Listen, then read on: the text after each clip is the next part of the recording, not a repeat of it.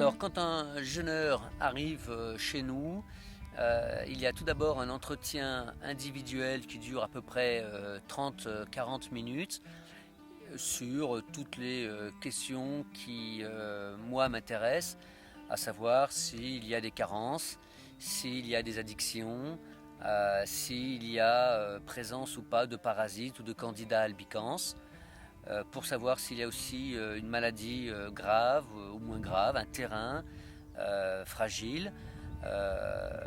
Et puis à l'issue de cet entretien, il y a une pesée où effectivement je vais récupérer quelques données.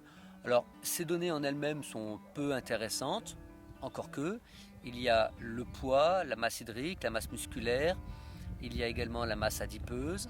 Ce qui est intéressant en fait, c'est l'écart entre les données prises lors de l'arrivée de la personne et juste avant de passer à ce qu'on appelle la sortie du jeûne. Je reprends les mesures et de manière toujours individuelle, avec la personne en face de moi, il y a interprétation de l'écart entre les mesures du premier jour et les mesures du dernier jour, savoir comment le corps, comment ça s'est passé dans le corps. Est-ce que le corps a pu se taper dans la masse hydrique ou dans la masse musculaire ou dans la masse adipeuse? En général, c'est une comparaison relative des trois taux. On a le taux de la masse de graisse, de la masse d'eau, de la masse musculaire, et on a une comparaison relative des trois taux. Et évidemment, d'une personne à l'autre, les résultats sont différents.